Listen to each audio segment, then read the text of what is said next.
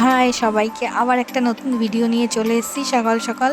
আজকে আমি সকাল থেকে ভিডিওটা স্টার্ট করছি। আজকে আমি রান্না করব মাটনের লাল লাল ঝোল। আজকে সানডে, তো সানডে মানে হচ্ছে একটু চিকেন মাটন খাওয়ার দিন, সবাই খায়, সবার বাড়িতেই নিশ্চয়ই হয়েছে। তো আজকে আমি মাংস রান্না করব। আর আজকে সকাল সকাল আমার বর বাজার থেকে চলে এসেছে। দেখো 2 দিন 3 দিনের বাজার একদিনে করে রেখেছে। তো এখানে অনেক রকমের আছে, যেমন মাছের মাথা আছে, কাতলা মাছ আছে, মাছের ডিম আছে, আর মাটন আছে। আর মাটনের চর্বিগুলো, তেল আর কি যেগুলো, ওগুলো আলাদা করে রেখেছি। ওটা ভালো করে আমি ধুয়ে পরে মিক্স করবো এর মধ্যে। আর মেয়ের মাছ আছে কাটা পোনা। আর এখানে আমি মাটনটা আগে রান্না করে নেব, বর খেয়ে যাবে আর অফিসে যাবে টিফিন নিয়ে। তো ওই জন্য আমি সব রেডি করে নিয়েছি, সব কেটে কুটে। ফার্স্টে আলুগুলো আমি ভেজে নেবো লাল লাল করে। তারপরে আমি আলুগুলো ভাজা হয়ে গেলে গোটা গরম মশলা আর তেজপাতা ফোড়ন দিয়ে মাটনটাকে রান্না করব। আমি ফোড়ন দিয়ে দিয়েছি, এবার আমি দেবো পেঁয়াজ। পেঁয়াজটা একটু ভাজা ভাজা হয়ে গেলে সব মশলা দিয়ে কষিয়ে টষিয়ে সেটা আমি প্রেসারে দেবো। আচ্ছা, কড়াইটা এরকম দেখে কেউ কিছু মনে করো না, কারণ এটা অনেক দিন আগেকার কড়াই। কীভাবে পুড়েছে কী হয়েছে আমি কিছুই জানি না। এটা দিয়ে রান্না করছি তার একটাই কারণ, কড়াইটা এতটাই পাতলা হয়ে গেছে, রান্নাটা খুব তাড়াতাড়ি হয়ে যায়। ওই জন্য আমি এই কড়াইটাতেই এখনও পর্যন্ত রান্না করছি, চেঞ্জ করিনি। আমার আছে নতুন কড়াই, তো আমি এটাতেই রান্না করছি। যাই হোক, আমি এখন মাটনটাকে ভালো করে কষাবো। মশলাটা আমার দেওয়া হয়ে গেছে, সব মশলা। মাটনে কী কী মশলা দিতে হয় সবাই জানো, সেটা আলাদাভাবে আমি দেখালাম না। তো সেই মাটনটা এবার আমি দিয়ে ভালো করে কষিয়ে তারপরে আমি প্রেশারে 4-5টা সিটি দেবো। আমি কিছু কিছু সময় মাংস রান্না করি, মাটন রান্না করলে আমি প্রেশারে দিই না, কারণ সেটা দেখলেই বোঝা যায় প্রেশারে দেওয়ার প্রয়োজন নেই, কড়াইতেই সেটা নরম হয়ে যাবে। কিন্তু আজকেরটা দেখে মনে হলো একটু প্রেশারে দিতে হবে, না হলে খেতে পারবে না শাশুড়ি। যাদের বয়স হয়ে গেছে তাদের একটু খেতে প্রবলেম হয়, ওই জন্যই আমি আজকে একটু প্রেশারে দেবো, না হলে আমি মাঝে মাঝে দিই না। আর এই একজন সকালে উঠে রথ দেখে তার রিয়াকশান দেখো, কতক্ষণে রথটাকে হাতে পাবে। ও চিন্তায় আছে রথটা কতক্ষণ হাতে পাবে, আমি চিন্তায় আছি ও রথটা হাতে পেলে এটা উল্টো রথ পর্যন্ত জ্যান্ত থাকবে কি না।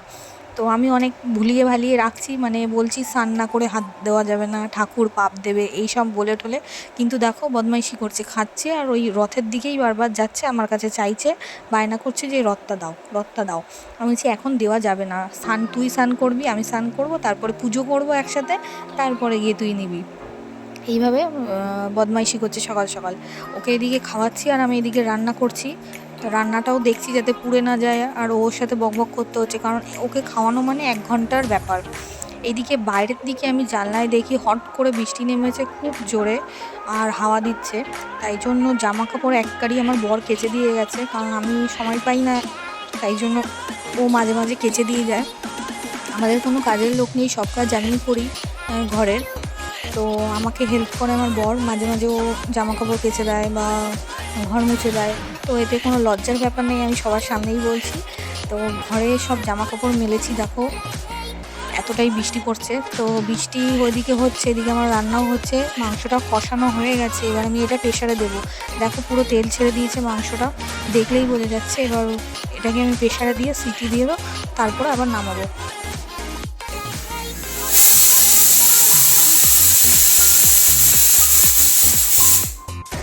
আমি প্রেশার থেকে বের করে ডাইরেক্ট মানে ওটা খাই না, কারণ আমার কেমন একটা গন্ধ গন্ধ লাগে, আর কোনো স্বাদ পাই না। ওই জন্য প্রেশার থেকে নামিয়ে আমি কড়াইতে আবার ফুটাই, ওটাকে ফুটিয়ে তারপরে ঘি গরম মশলা দিয়ে নামাই, তবে গিয়ে আমার সেটা খেতে ভালো লাগে।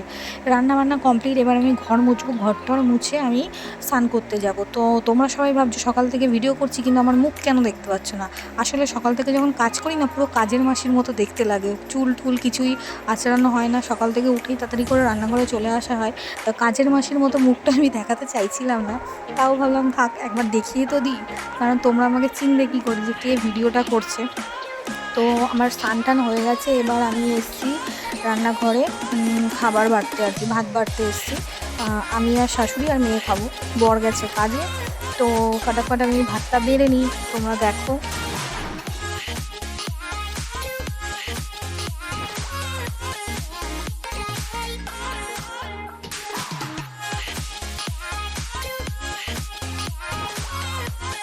মাটনটা দেখো জমে গেছে আর পুরো লাল হয়ে রয়েছে, মানে ঝোল পুরো রেড কালারের হয়েছে।